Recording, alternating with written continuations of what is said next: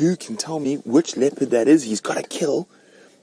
Now if we go up onto his face, which one of our leopard experts can tell me who that is?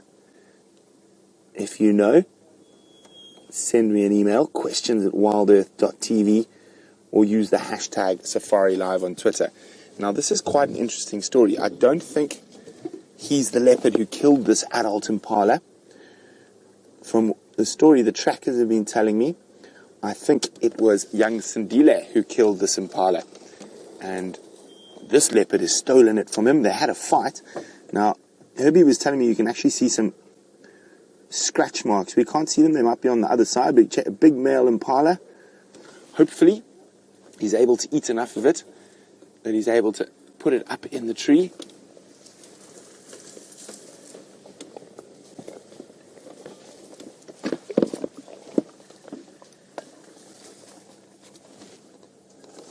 Oh dear, I've pulled my earpiece out in that getting into this position. Okay, it's back. So as you can see right down in the deep drainage line, that's why we couldn't see him from the other side earlier. We've just found this little gap through there. You can see he's quite nervous. He's been in a fight already with another leopard today, and we think it could have been even young Sindile. Just zoom in on his neck there, please. To the left. Oh no, he put his head down. But Herbert said we could see some big claw marks on him somewhere.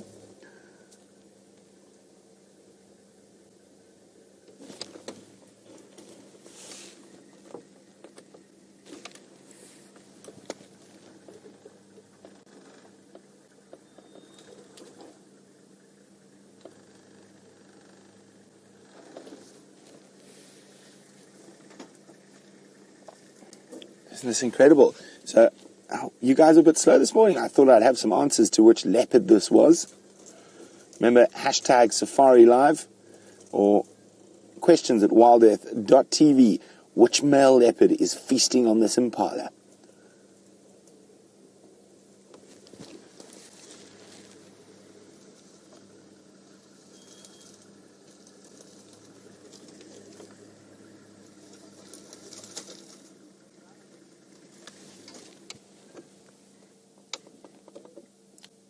Okay, so we've got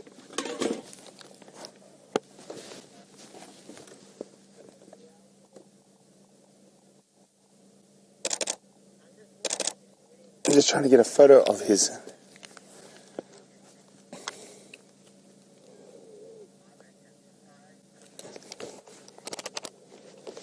So some people think it's Anderson. It's definitely not Anderson. Now, I'm not 100% sure. Actually, I thought, let me just have it. There's a dead giveaway. If we zoom in on, yes. I'm pretty certain that this is Mvula. And you see those very tattered ears, very distinct Mvula.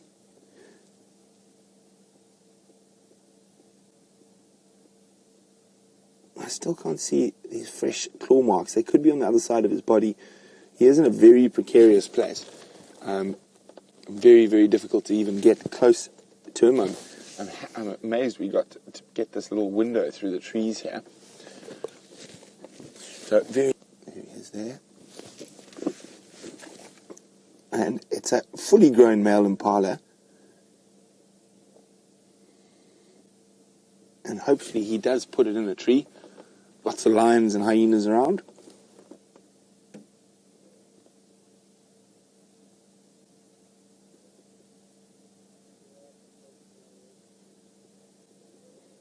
So the reason, I haven't had a good look at his spot pattern yet, but the reason I think it's Mvula is his ears. He's got particularly tatty ears.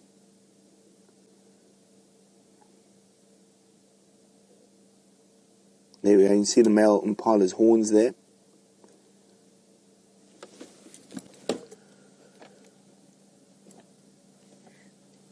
What a cat-filled morning it's been.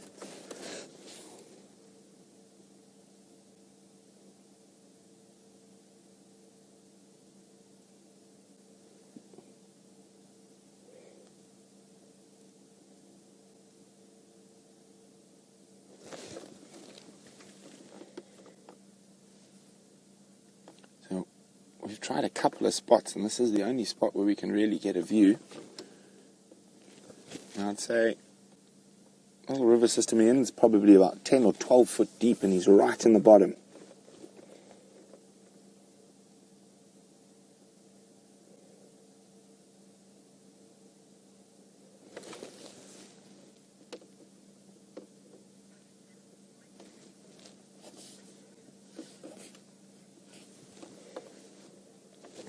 Now, Richard Kennedy says he thought Mvula was too old to fight.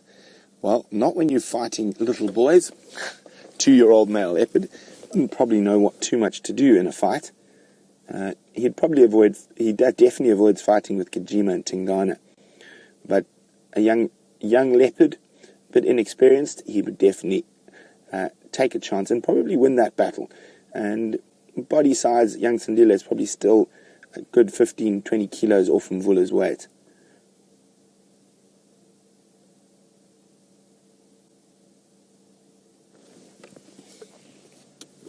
Oh, look at that.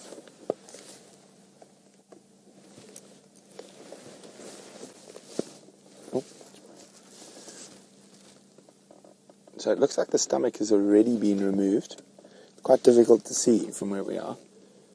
Hopefully, yes, the stomach has been removed. Actually lying, it's just there. There's the stomach there. So it should be light enough for him to lift into this tree. And there's some nice trees that he could put it in here. There's a lovely Timburti tree. That would make a good spot for him to put it in. So if we come out and have a look, there's this Timburti tree. Big Timburti tree here. And be a good spot for him to put that kill in. Now let's stick with him. Let me get my shoulder out of the way.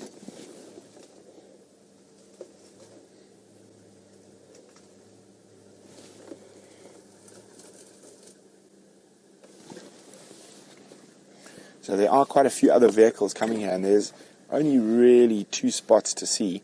And Aubrey's spot isn't as good as ours. I just need to talk to Aubrey quickly.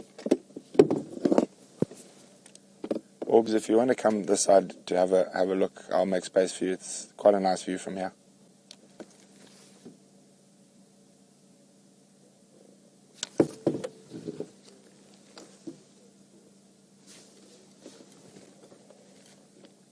It looks like Aubrey's managed to find a window of his own on the other side of the riverbed.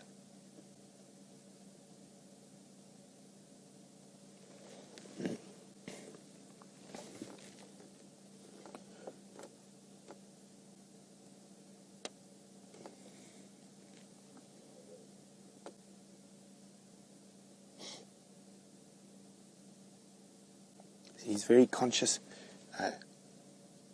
kills on the ground, and he's stolen it, so he's looking over his shoulder. It's not uncommon that even a young male leopard who's been robbed by a big male leopard, he might come back to inspect.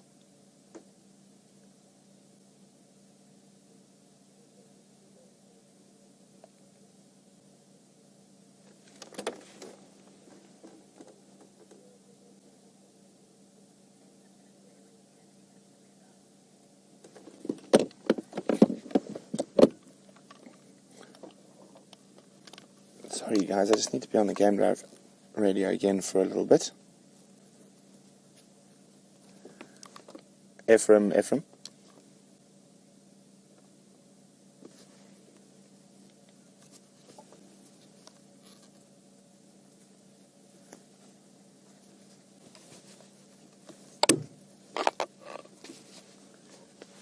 He's constantly looking up and listening. And that's not only for another leopard that might come, it's also for hyenas. Ephraim or Andrew?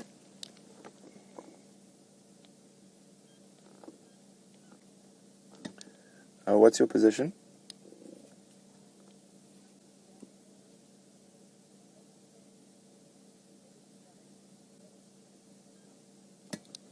Copy. When you get to that little 2-track, just let me know. So we've had a bit of a dry run with leopards, so there's quite a lot of people quite desperate for leopards. I'm pretty confident he's going to be here on the sunset safari. One must remember that quite a lot of the vehicles here, the guests might be leaving today, so they might not get another chance to see a leopard like this. So we love to share, and it helps all of us because we all manage to get into sightings that each other find. So we're just going to keep looking at leopard. We are probably going to leave in the next 5 or 6 minutes, but while we've still got the chance, let's watch Mvula devour that male impala.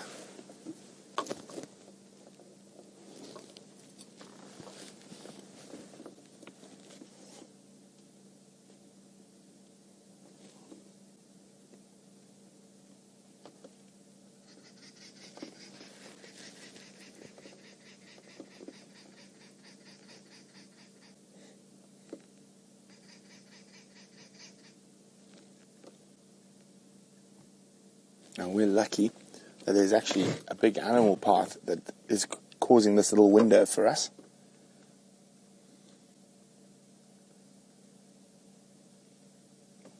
He's eating the rump, so lots of nice meat there, nice and tender. Can get at it without too much effort.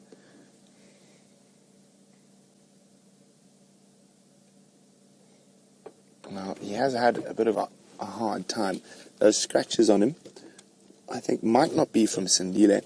It could be from Djuma. He's had a dust up with Djuma in the last week. Now, for an old male leopard, finding a young male leopard on a kill is a bonus. That means he gets lots of nice meat with minimal effort. He'd do the same if he found a female leopard on a kill. He would steal it, using his size to his advantage.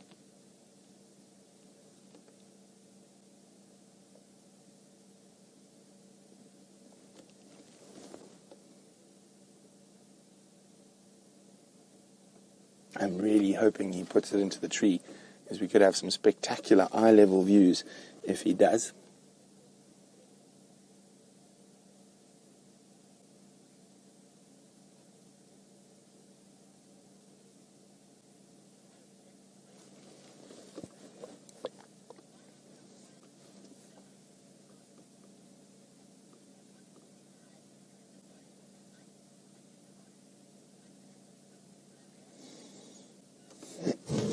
Richard in British Columbia is asking, why hasn't Mvula hoisted yet?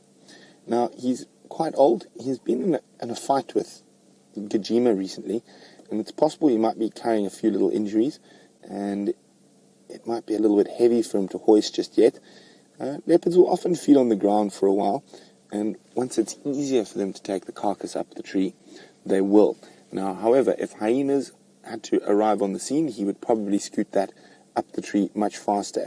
So it's more comfortable for him to feed on the ground than it is in a tree, and at the moment there's no external threats on the carcass, so that's why he's going to keep feeding on it.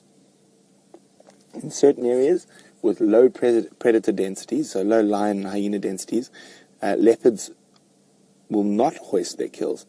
They will actually just put them under a bush to hide them from the vultures and feed. But in an area like the Sabi Sands, where we do have very high lion and hyena densities, they often will hoist.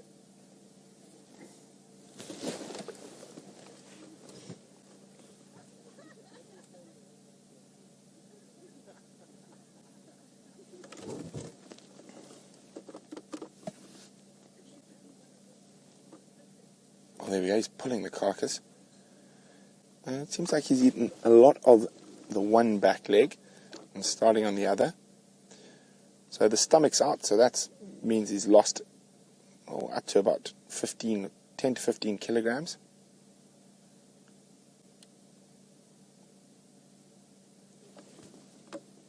Of weight.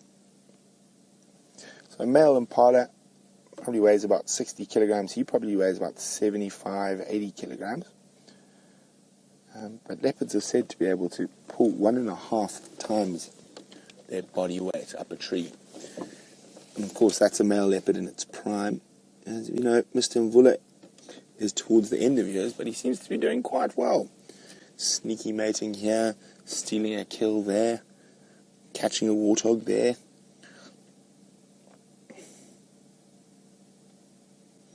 It's not uncommon for male leopards, once they lose their territory, and to survive for a couple of years afterwards.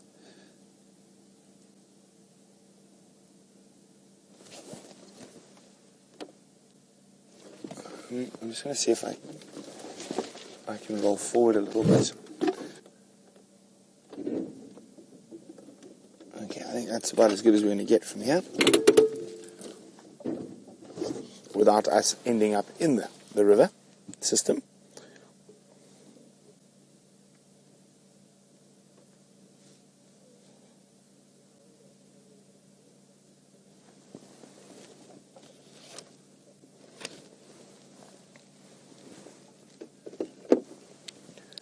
If keep coming, then when you get that little 2-track that goes southwest towards Gallagher shortcut, turn to the fire break, and then head east onto the eastern bank of that Shkova, and you'll see my Nkonzo. I'm going to be coming out now.